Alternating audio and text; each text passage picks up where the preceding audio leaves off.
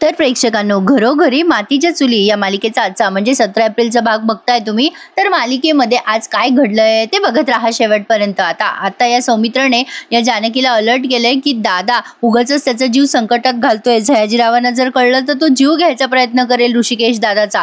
आता जे काही झालं ते त्याने सांगितलंय जानकीला आणि म्हणतोय, हे बघ वहिनी, मला असं वाटलं की तुझ्याशी बोलावं, तू समजव दादाला एकदा तरी। आता या ऐश्वर्याने यांचं सगळं बोलणं ऐकलंय। जानकी म्हणते, हो मी बोलेन ऋषिकेशशी। तेवढ्यात हा ऋषिकेश येतो।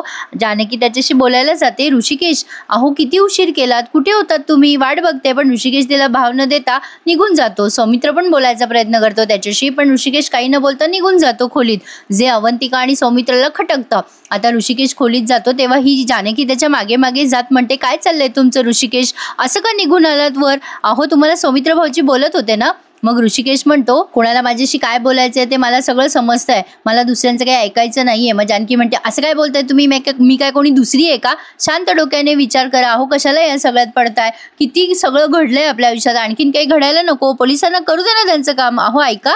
पण ऋषिकेश म्हणतो, हे बघ जानकी प्लीज, तुझं म्हणणं का ऐकू मी? जानकी म्हणते, ऐश्वर्याला मी घरात घेतलं, तुम्ही याचा राग का काढताय? त्यावर ऋषिकेश म्हणतो, तू मला काहीही सांगू नकोस जानकी, मला हे स्पष्ट दिसतंय की तुला तुझ्या निर्णयाचा पश्चाताप होणार आहे। खरं तर प्रेक्षकांना ऋषिकेश अतिशय सेन्सिबलपणे बोलतो, त्याचं म्हणणं अतिशय योग्य आहे, मला पण पटतंय। आता ऋषिकेश म्हणतो, प्रत्येक वेळेला तू भावनेच्या भरात डिसिजन घेते, तुझे निर्णय बरोबरच असतात। कसं असतं जानकी, चुका वेळीच सावरल्या नाही ना तर वेळ निघून जाते। तुला माझं म्हणणं आत्ता नाही पटणार, पण कळेल थोड्याच दिवसात। आता ऋषिकेश असं म्हणून निघून जातो बाथरूम मध्ये फ्रेश व्हायला। जानकी विचार करते, त्या ऐश्वर्याच्या सगळ्या कपटीपणा मी सहन करेल, पण तुमचा अबोला कसा सहन करू ऋषिकेश? मग कशाला त्या ऐश्वर्याच्या नादी लागायचं जानकीने पण असो भैया, शरीरची साजू इंटरनॅशनलच आणली आहे त्यांनी। आता त्यांचं जेवण झाल्यावर त्यांचं पोट टन्नी लागलेलं असतं, तर त्या विक्रमला सांगतात। त्या विक्रम म्हणतो, अगं आई तू जरा जास्ती जेवली। आता त्याच्यावरही त्या विक्रमलाच बोलतात, म्हणजे काय, मी काय तुमच्या घरात मोजून मापून जेवायचं का? आता तो विक्रम म्हणतो, अगं असं नाही, पण तूच शिकवलं ना की खाल्लेल्या अन्नाला नाव ठेवू नये। त्यावरती लगेच त्या म्हणतात, बाई लहानपणी ऐकायचं रे बाबा सगळं माझं, लहानपणी रांगत यायचं, लाडू लाडू म्हणून मागायचंच सगळं। आता तिथे बडीशोपची बाटली दिसते बरं का त्यांना। आता ते शरीवर वसकतात आणि म्हणतात, हे काय, बडीशोपची बाटली इथे ठेवलेली होती का? हिच्या हाताला ना अजिबात शिस्त नाहीये, कोणतीच वस्तू हिला जागच्या जागेवर ठेवता येत नाही। आता ठेवली तिने सहज, एवढं काय लागली जास्ती ताण मारायचा? मग शरयू म्हणते, बरं ठेवते आई। आता ते विक्रमला म्हणतात, मी कुठे होते रे? त्यावर विक्रम म्हणतो, अगं आई तू बडीशोपेच्या बरणीवर होती। म्हणतात, चल रे, मी तुला सांगत होते लहानपणीच्या आठवणी। अरे तू दुडू पळायचा ना, तुझ्या मागे धावून धावून मी चवळीची शेंग झाले रे। म्हणजे तुमच्या घरात तसं नाही ना, लहान लेकरू पाहिजे, मी आले अशीच आले। पण तुम्ही जर गोड बातमी दिली असती तर माझ्या येण्याला काही अर्थ होता ना, नाही म्हणजे अचानक आले असं वाटलं नसतं तुम्हाला, नाही का? आता विक्रमला सुद्धा टोमणे मारतात त्या, मला वाटतं रे बाबा काहीतरी गोड बातमी यावी, डोहाळे लागावे, घरामध्ये कसं धुरीचा सुगंध यावा, तुला नाही वाटत का रे असं? मग आता तो विक्रम म्हणतो, अगाई का नाही वाटणार, वाटेलच ना। मग आता त्या म्हणतात, म्हणूनच मी देवधर गुरुजींना पत्रिका दाखवली, मला नातू हवाय, वंशाचा दिवा। त्यांनी मला सांगितलंय की काही महिन्यात तुमच्या घरी बाळ येणार आहे, तुमचे प्रयत्न सुरू करा। नाही तो या घरामध्ये आपल्या बाळाचं तोंड पाहिल्याशिवाय मी काही जाणार नाही रे बाबा।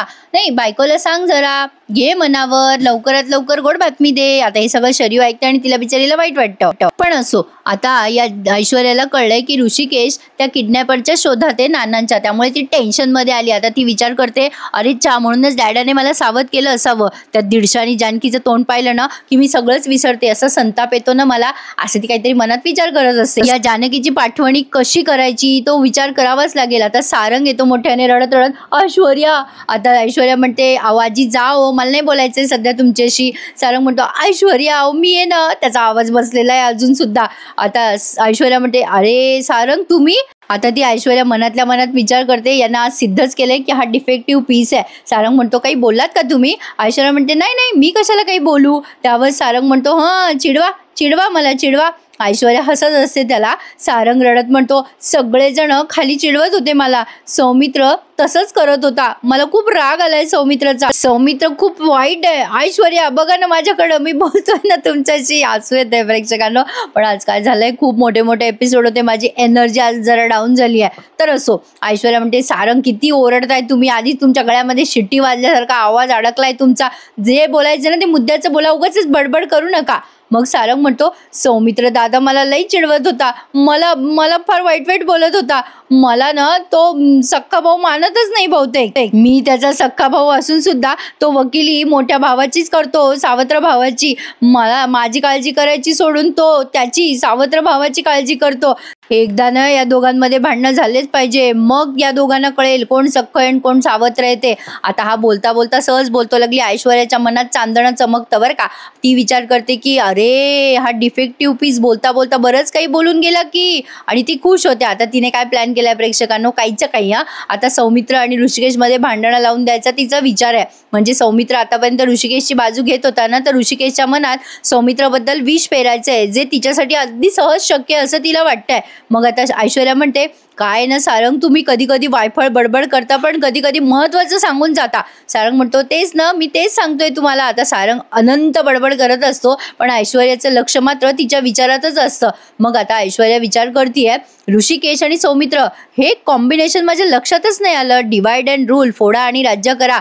आता तुझं सामान भरायला घे जानकी, रणदिवे घराचं रणांगण करणारे मी, असं म्हणून आता तिने लगेच तिच्या वडिलांना फोन लावलाय. ऐश्वर्या सयाजीरावला फोन करून विचारते डॅडा तू झोपला तर नव्हतास ना. आता सयाजीराव म्हणतो नाही ग बाई, हिशोब करत बसलो होतो त्या ऋषिकेशने जे नुकसान केलं त्याचं. मग ऐश्वर्या काहीतरी प्लॅन सांगते त्यांना, जो आपल्याला ऐकवलेला नाहीये. आणि आता ऐश्वर्या फोन ठेवून म्हणते देवा आता मी जे ठरवलंय तेच होऊ दे. आता डॅडाला नाही, खरा बॉस त्या ऋषिकेशच्या समोर येऊ दे. जानकीने बरंच काही वाळवणाचं जुनं सामान काढून वाळवलेलं असतं. आता या विचारतात सुमित्राबाई काय ग जानकी काय पसारा केलायस हा. मग जानकी म्हणते अहो काही नाही आई, जुनं आपलं वाळवण होतं ना मागच्या वर्षीचं, ते वाळवून ठेवलंय, आता भरून ठेवते. ओवी आली तर कच्चच खाईल, पोट दुखेल ना. जाऊन आल्या का मंदिरात तुम्ही, काय मागितलं देवाकडे. मग सुमित्रा म्हणतात काही नाही बाई, लवकरात लवकर ही ऐश्वर्या नावाची ब्यात घराबाहेर जाऊ दे, तेच मागितलं.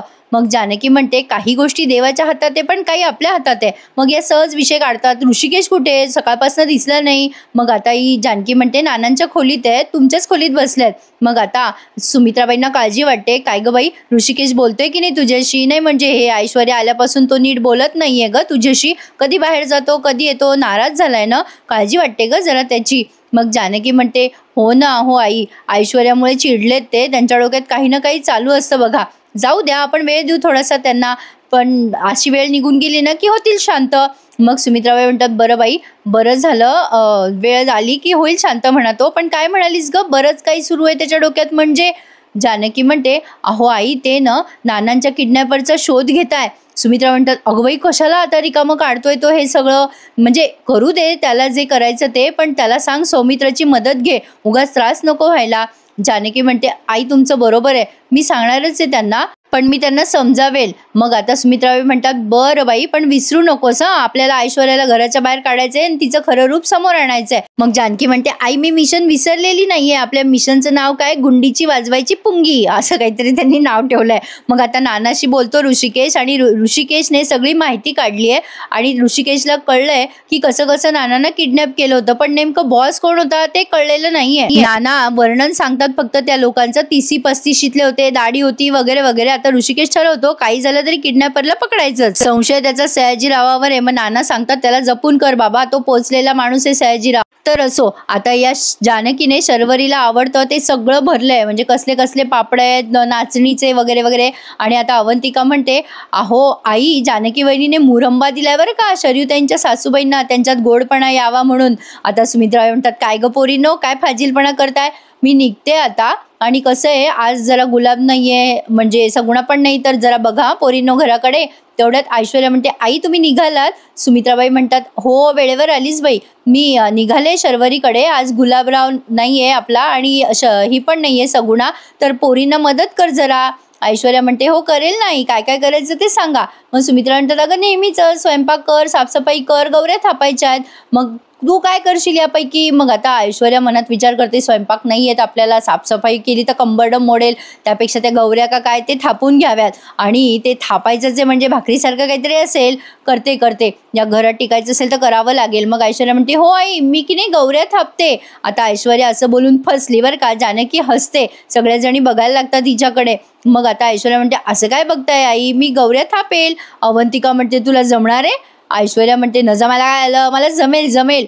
जानकी म्हणते, जमेल ना, तिचा कॉन्फिडन्स बघा आई, जमेल जमेल, न जमायला काय झालं. आता ऐश्वर्याला जानकी म्हणते, जा एक अवंतिका तू काय कर, साफसफाई कर आणि ऐश्वर्या तू भाकरी थाप. मग अवंतिका म्हणते, ऐश्वर्या खरंच जमेल ना तुला, ऑल द बेस्ट. असं म्हणून आता अवंतिका निघून जाते, पण हसत हसतच जाते. या तिघी जणी हसत हसत बाहेर जातात. आता ऐश्वर्या मनाशीच बडबडते, न जमायला काय झालं, मला गौऱ्या तर आहेत, असं असं असं असं करायचं, भाकरीसारखं तापून टाकायचं. आता प्रेक्षकांनो, इथे ना मला जरा एक क्वेरी आहे, म्हणजे सयाजीराव हा मुळशीचाच माणूस दाखवलाय त्यांनी. आता याच्या घरामध्ये गुरं गाई काही ना काही असेलच ना. बरं, त्याच्या घरात जरी नसले तरी मुळशी गावात कुठे ना कुठे ऐश्वर्याने शेण पाहिलं नाही का?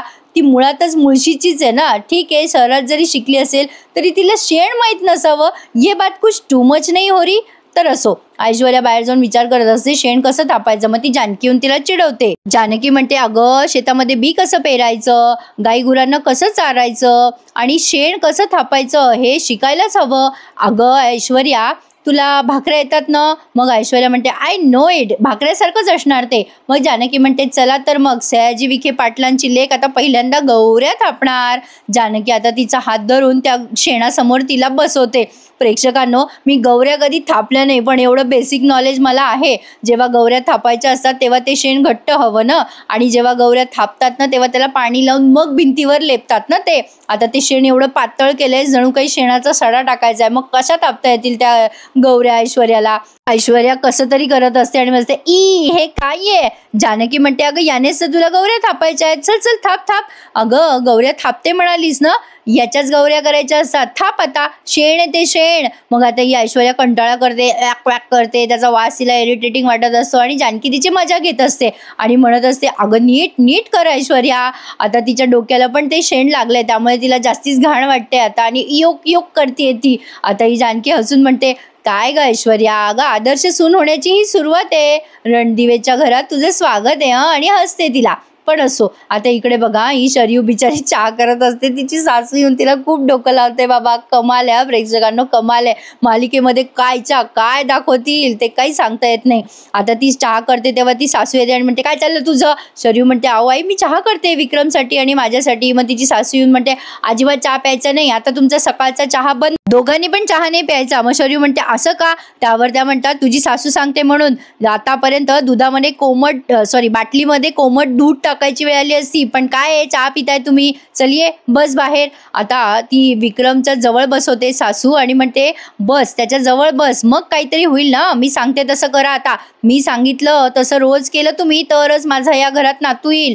आता लगेच तो विक्रम म्हणतो, अगं आई काय बोलते तू? मग त्यावर त्या म्हणतात, ए माझी लय तोडू नको, मी जे सांगते ते ऐका, मी काही नियम केलेत ते तुम्ही पाळायचे आहेत. आता शरयू टेन्शनमध्ये येते आणि म्हणते, कसले नियम? त्यावर या सासूबाई म्हणतात, हे बघ, पहाटे सूर्योदयाच्या आधी तू आंघोळ करायची आणि ओल्या कपड्यांनी देवपूजा करायची. काय खायचं प्यायचं ते मी सांगणार. तुमच्या दोघांचा चहा बंद, दोघांनी बदामाचं दूध प्यायचं, रोज रात्री बदाम भिजत ठेवायचे आणि सकाळी उठून खायचे. ऐकते का ग शर्वरी? आता शर्वरी कोमात जायची बाकी आहे.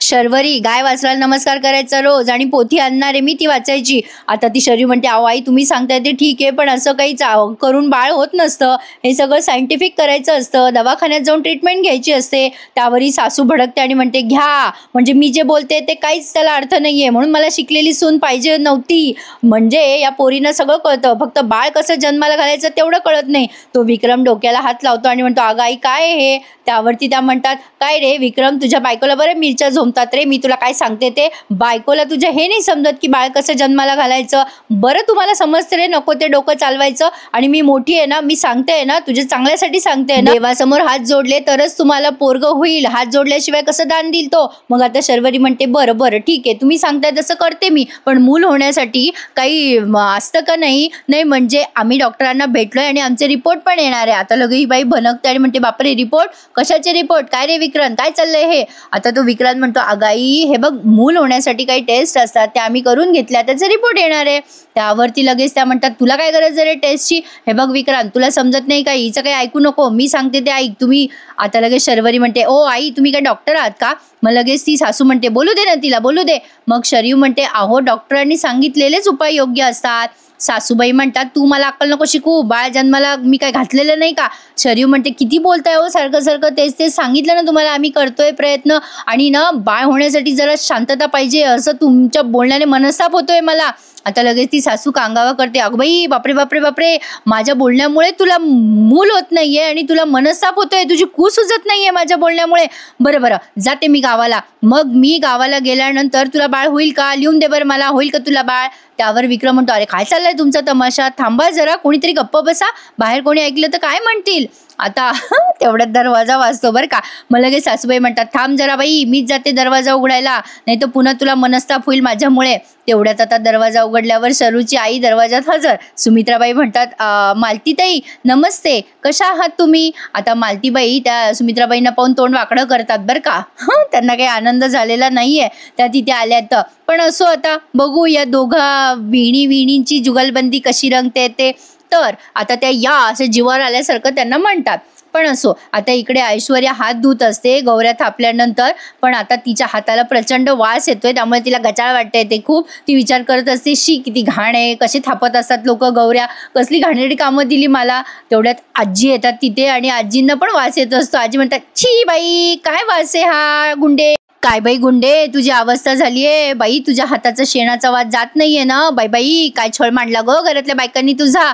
ये इकडे ये, मी तुझ्यासाठी काय आणलं बघ. अगं तुझ्या हाताचा वास जात नाहीये ना, म्हणून हा सुगंध लाव. त्यावरती ऐश्वर्या खुश होते आणि म्हणते आजी सॉरी मी ओरडले तुमच्यावर मगाशी, पण तुम्ही या घरात खूप बेस्ट आहात, द्या द्या द्या ते द्या मला. आता ऐश्वर्याला वाटतं ते अत्तर आहे. मग आजीबाई म्हणतात ये ये इकडे, मी लावून देते तुझ्या हाताला. आजीनी ते अत्तर म्हणून लावलंय, पण ते गोमित्र असतं.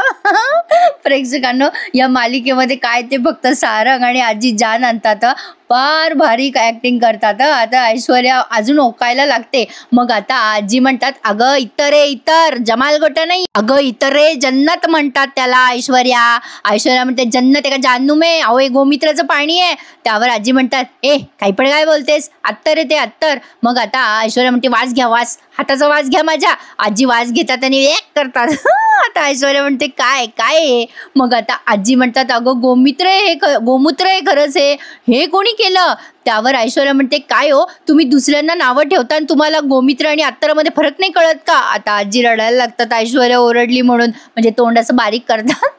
माझी चॅप्टर आहे असो. आता ही जानकी येते म्हणते काय ग ऐश्वर्या, काही कळतं का तुला लहान मोठ्यातला फरक? आजी आहेत ना त्या तुझी बाजू घेतात, नेहमी तुझी मदत करतात आणि तू अशी वसकते का त्यांच्यावर, तुला काही वाटतं? ऐश्वर्या आम्ही घरातली सगळी कामं आनंदाने आणि एकत्र मिळून करतो, आणि तुला या घरात राहायचं असेल टिकायचं असेल तर तुला नीटच बोलावं लागेल सगळ्यांशी.